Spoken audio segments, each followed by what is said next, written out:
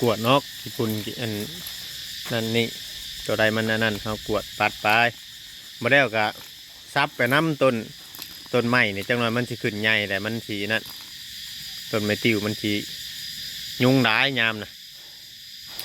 เอาพันทางรอบๆมันจังโบยุงจังโบนั่นมันโบหกทางมันเป็นรอบๆเพื่อนมันก็นั่น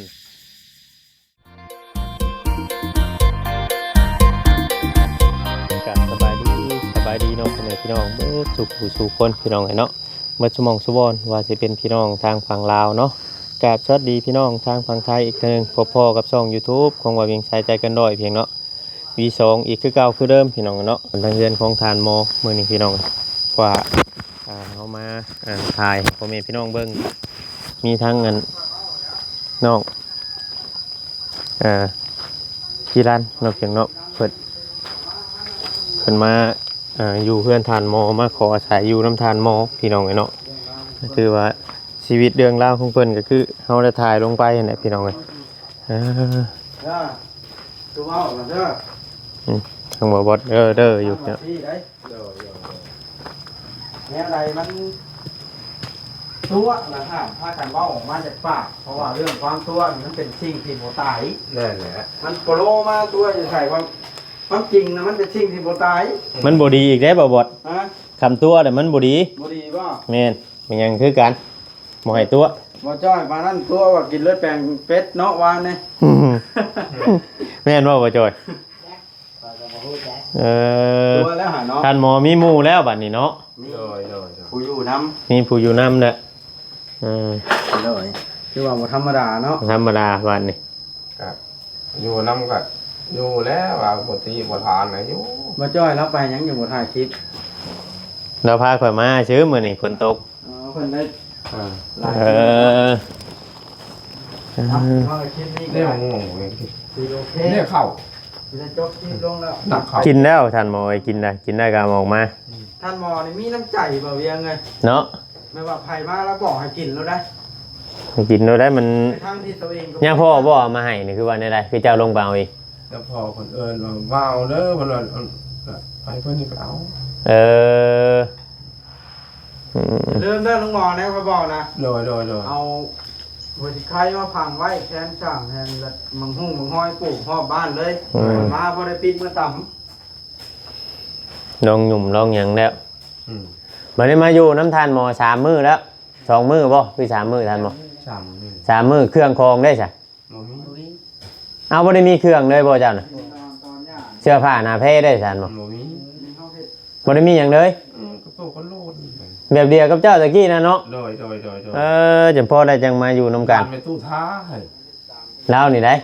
หลานเป็นตู้ท้าบ่ความจริงเป็นตู้ท้านั่นหลานตู้ท้าหลานเป็นตู้ท้าโดยหลานลูกของไผอ่ะนะลูกของเอ้ยแล้วสิขอถามอีกจังหนึ่งลูกของเอื้อยของผู้ใดของคนใดลูกไม่ตีนี่น้องไม่ตีแล้วเป็นป้าเป็นทางป้าหรือเป็นป้าเป็นป้าเป็นผู้ทานเป็นป้าคนนี้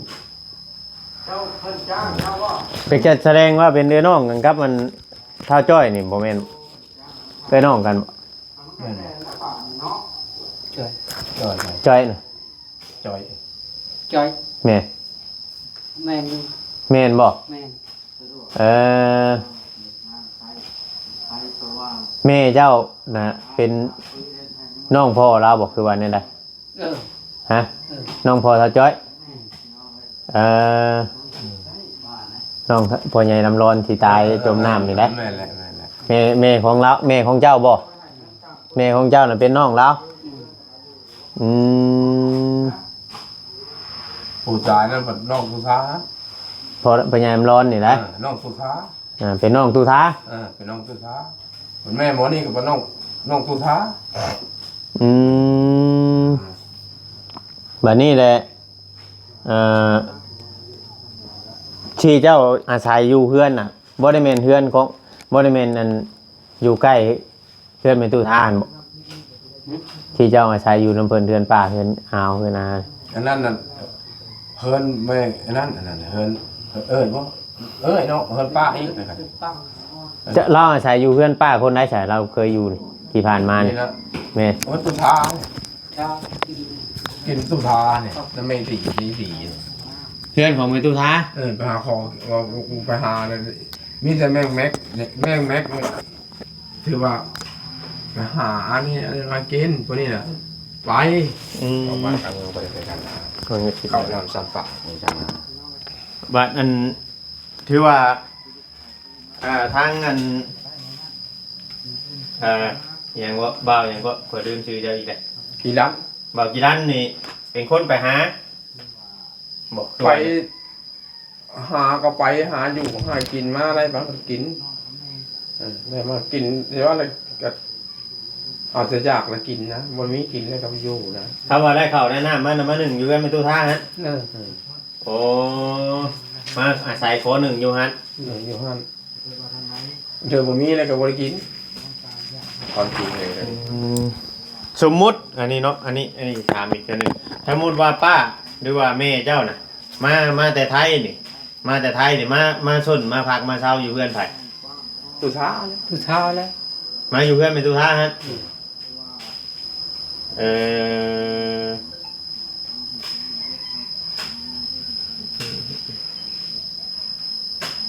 แม่จักอยู่ไทยจักอยู่ปงกวางจักอยู่เชียงรายจะเห็น มาจักนะบอกมาหูข่าวเลยบอก ข้าวเลยบอกกรรมเลยซีมดลูกนักเดียวเลยไปหากินน้ำพัวเลยพ่อนะไปจ่ายเสียกระยานะเบิ่งขนาดนั้นนะความจริง เดี๋ยวเจ้าหนูจักกันอยู่กับเขาอันถ้าจอยทายังนี่หูจักอยู่เนาะเป็นบ่ง่ายๆก็มันเป็นญาติพี่น้องกันแต่ว่าเอามันเป็นคนละรุ่นเนาะเดินบ่จักอันนั้นบ่ได้คอยสนิทสนมกัน ที่ว่าโตใครโตมันนะไปได้กินแล้วพอนะตามเบิ่ง แบบต่างคนต่างหาเลี้ยงตัวเองเนี่ยนั่นแล้ว ต่างคนต่างหาเลี้ยงตัวเองเนี่ยแบบว่าบ่ได้อันนั้นของแนวพ่อแม่ก็ต่างคนต่างบ่ได้สนใจกันเนาะ เป็นสนใจกับเอาลูกไปน้ำเลยสืบเท้าสลาหาเนี่ยเป็นไปทุกปีพอหน้าพอคิงไปตายแล้ว แบบเพื่อนอันที่อันอยู่เพื่อนของแม่อันตีเห็นก็บ่ได้เคยเข้าไปชนอยู่จักเทื่อบ่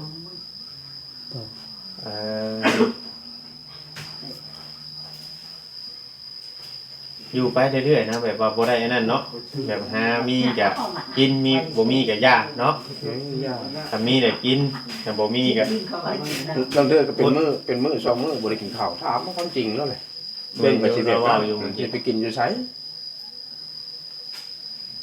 คือการค่อยตะกี้นะถ้าไปกินอยู่ไสหมู่หมอยกินตะวัด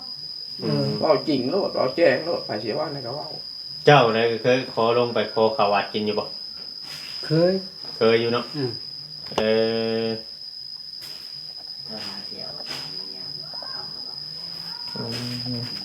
มีกินไปแล้วคนเนาะ จะเห็นในไร่ทานหมอบันที่ให้เราอยู่น้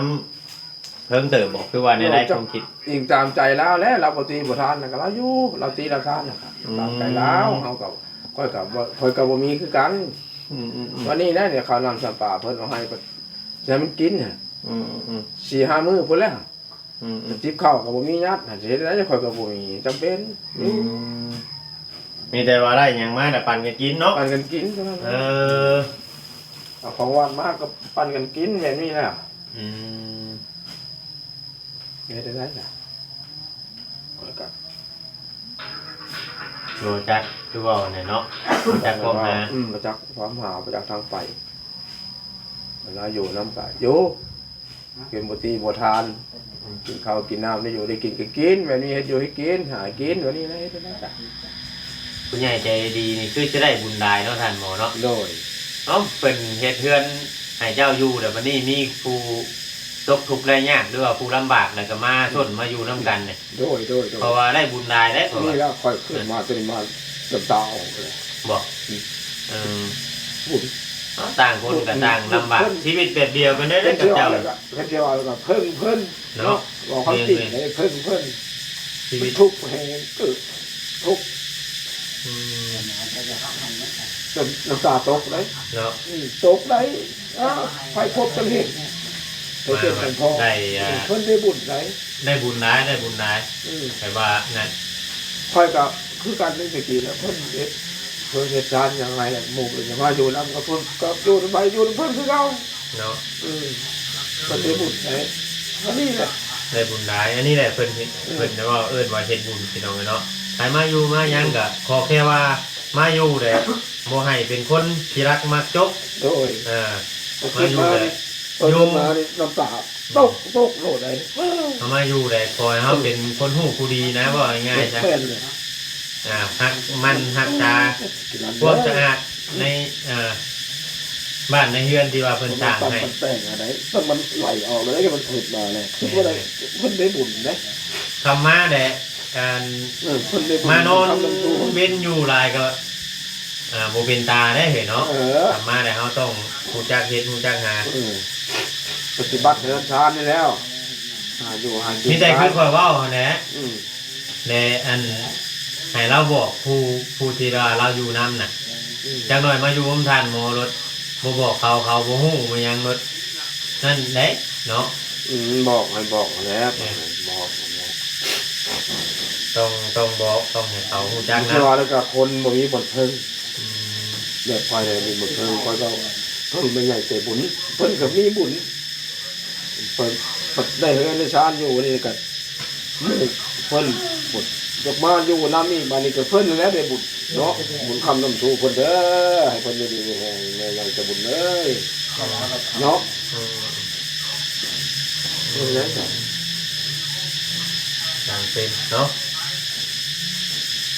บอกง่ายๆว่าไปหารับจ้างหาหันหาหนีมานี่ทำได้เงินนี่ไปชื่อของเขาชื่อ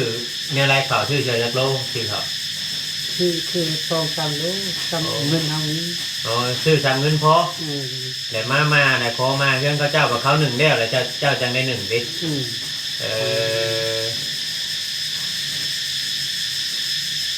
เดี๋ยวเคยชื่อกินอยู่บ่เนี่ยเสร็จแบบพวกเป็นเปอร์เป็นอันลาบตอกลาบตีนนี่เคยชื่อกินอยู่บ่ เคยอยู่บัตรใจเงินหลายเนาะ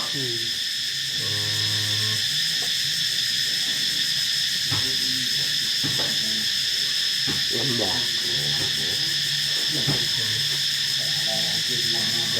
นั่นพี่น้องเนาะเกิดที่ เป็นหมู่กับน้องพ่อโตหรอกบ่จักแล้วเป็นโตพ่อหมู่บ่จักแล้ว ชายโยมเป็นชายโสดคือกันคำว่าคือเจ้ามีลูกมีเมียนี่สมมติว่าเจ้าอนุญาตให้เราอยู่เมียเจ้าให้อยู่อีกสิย่างอีกนี่เป็นชายโสดคือกันนะอยู่อาศัยกันนะพายเพิ่ง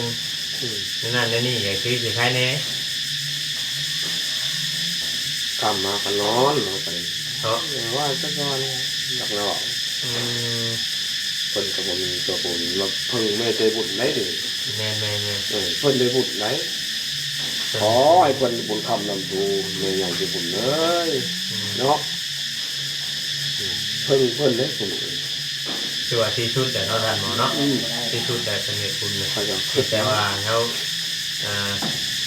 ปรับปรุงตัวเองเนี่ยนั่นแหละคือว่าเนี่ยบุรุษผู้ใหญ่เป็นเหตุให้ทำนี่เลย โดย พยายามบ่ให้มีขยอกขยะเนี่ยนั่นนี่ เก็บ ไม่เฮือนนั่นยังเก็บจูดเป็นเอานี่จุดเต็งให้กันมันไต่ปืนไต่ไฟได้มันแค่นี้แหละมันยังเครื่องคองเสื้อผ้าหน้าแพทย์นี่ท่อน้ำเจ้าติดตัวเจ้าชื่อบัดโต๊ะบัดเจ้าโต๊ะเลยเจ้าสีนุ่งอย่างไร บนโต๊ะเลย ฮะ มันมานี่มันก็นุ่ง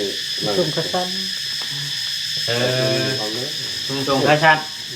เอาเวลาเจ้าสักเครื่องนี่นะ เราเห็นมูมันก็ออกอะไรต่างๆ เสื้อผ้าหน้าแพทย์นี่กับบุรีมีทอเจ้านุ่งนี่กับทรงข้าชัดนะเอาสมุนมันขาดได้จ้ะ ำก็แล้ว เอาบ้าน มีเงินจะซื้อไว้มีหรือยะ ทำชื่อไม้นะทิมตัวนี้เนาะ อย่าเชื่อไอ้มันรู้จะโต เอายังมัดส่งทีนี้ เชือก เอาเชือกมัดเอามึงพี่น้องเอาเชือกมัดเอาได้ส่งคนไกลน่ะเอาเชือกมัด มัน เอา ยังใส่เห็ดก็ได้ เนาะ มีปลาโต๊ะเห็ดหมูทุกว่าทำเอา เพราะว่าเขาที่แบบว่าเขาอยากถามความจริงสมมติว่า เราเว่าเป็นความจริงนี่ญาติพี่น้องเราให้เด้ แม่นแล้ว แต่ว่าเขาถ่ายไปสมมติว่าเอามันบอกไปตัวที่ได้ว่าจังซั่นจังซี่จะมาให้เฮาหลังบ่ได้เด้ บอกเขาว่าให้เนาะบอกนี่ไปให้จะได้กับตู้ท้าเนี่ยตู้เสาโค้งจับตู้ท้า เพราะเราบ่ให้เราไปบ่เป็นแน่น่ะ เนี่ย สุดท้ายก็ ครับคือว่าศาสตร์คน เนาะ ศาสตร์คนอย่างเอ้ย แต่สิว่าใดๆเนาะ ยายอยู่ดอกก็กับบ่มีองค์ชายอยู่เสือจนนั้นก็ต้องส่งมาคนนี้ต้องเสือ แล้วก็ทุกข์เละเฮือนไปดูทาน่ะ เนี่ย เพราะว่า เรื่องนั้นครับ นังคงนังคาเฮือนชานนั่นน้ำในมันยังก็ทีมงานเฮานี่ไปเฮ็ดให้คือว่านั่นอันนี้ก็ซุมเฮานี่ไปเฮ็ดให้ เนาะ เรา เพื่อนเราจะเอานี่ไปเปลี่ยนก็เหมือนไป ฮะ บ่หมด เพิ่นยังสิเข้ามาอยู่ เนาะ เพื่อไปชวนเอาทางปืนไปข้างนอกเพื่อสิบ่มาเด้อ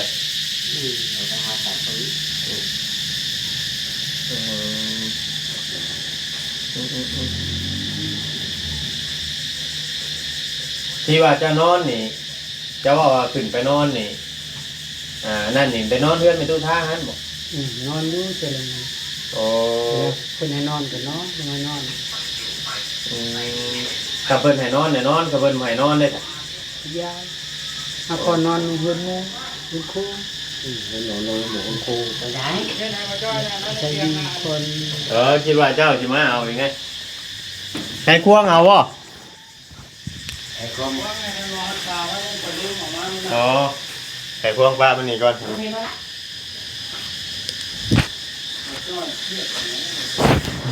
เนาะก็คือว่าในรายพี่น้องนี่แต่ว่ารับคุณยายนะพิจารณาอยู่ไปน้ำทานมอยได้ก่อนเด้ออยู่ไปน้ำทานมอก่อนเนาะทานมอเนาะมีอย่างกับปันกันกินเนาะทานมอ โดย แล้วอันนี้ผู้คนเขามาเยี่ยมมายามเพิ่นเย็นเพิ่นทายบางเทื่อบางทีอาจจะมีผู้ใหญ่ใจะดีช่วยคือทานมอนี่แหละคำว่านั่นกัน มันบ่มีเนาะเป็นไร อยู่ไปนำกันนี่ได้เนาะ นั่งกัน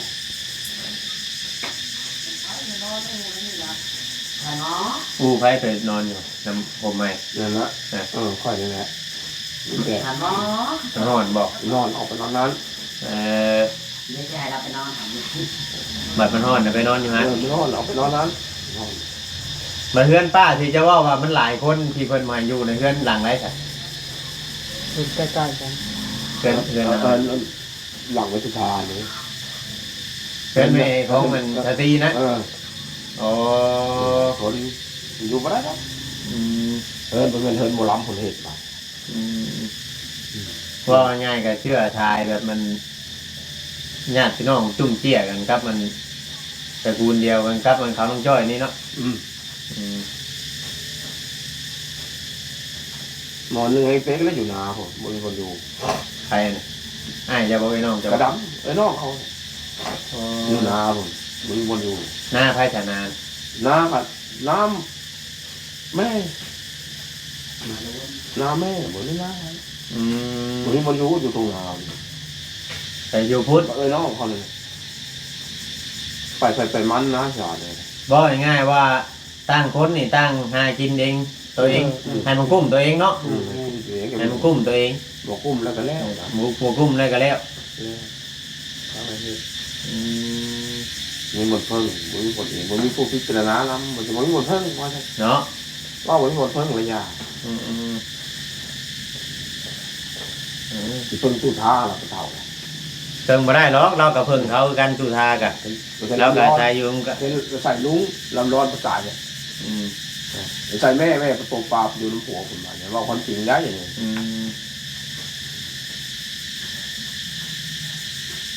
บ่ง่ายกับโบหูจักสนจักหางได้พวกเมย์เจ้าไปอยู่ใจนะบริติดต่อเลยจักเพิ่นสิเมื่ออยู่บ้านผัวเพิ่นหรือว่าจักเพิ่นสิมาพี่กับบ่จัก มันจักจักเป็นจักตายมันจักมิดเลยนะ เนาะมีดีพี่น้องเลยเนาะพี่น้องเลยนะมีได้มันยังก็คือว่าเนี่ยขึ้นอยู่กับผู้รับผู้ใหญ่ผู้เพิ่นสิเมตตาเฮาเนาะมีแต่ว่าอยู่น้ำทานหมอนี่ได้ไปกอด แล้วก็อยู่เดียวอยู่เด้อยู่กันเด้อท่านหมอเด้อ อยู่แล้วแต่บ่ตีบ่ทานอยู่ไปแล้วกินยังก็กิน ยังก็กินน้ำกันนี่ แต่ นะ บ่ให้ตีแล้วมันเท่ากับบ่มีเลยของเนื้อหาบ่ไหลเนาะ ไปหาเด้อบ่เฮ็ดหอนออกก็ไปหาได้แนว หาเฮ็ดมันไปหาเฮ็ดหวานนี่มันแกงกิน ได้อยู่บ่ เข้ากับนั่นแหละ เออ เข้าบ่บดมาแต่เฮ็ดขวัญยังได้ประมาทเท่านึง อืม อุ่นเข้านั่นแหละ นะพี่น้องเนาะคลิปนี้ก็ประมาณนี้ได้พี่น้องผิดพลาดการใดก็ต้องกราบขอโทษขออภัยละลายมาพอดีถึงที่ตกที่ว่ามีทางผู้มาใส่เนาะพี่เนาะมาใส่ยืมทานหมอทางรับผู้ใหญ่เพิ่นเห็นก็อาจจะ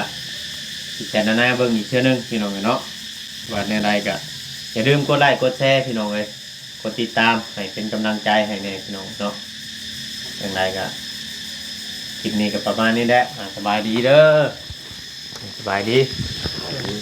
พี่น้องเนาะมาให้ก่อนพี่น้องจบคลิปลงก่อนแล้วจังได้ก็จังค่อยว่าอีกเทื่อนึงเนาะพี่น้องเนาะบ่จักความสิว่าเฮาก็ได้เนาะเพิ่นนะแล้วแต่เพิ่นพี่น้องเอ้ยเจรณาไปนำกันคลิปนี้ก็ล่ำลาไปแล้วอยู่ดีมีแฮงบัดทุกคนพี่น้องเอ้ยเนาะหักเพลงคือเก่าคือเดิมทางฝั่งลาวฝั่งไทยหรือว่าทางต่างประเทศพี่น้องเนาะคลิปนี้ก็ขอกล่าวคำว่าสบายดีเบัดทุกคนเด้อเนาะ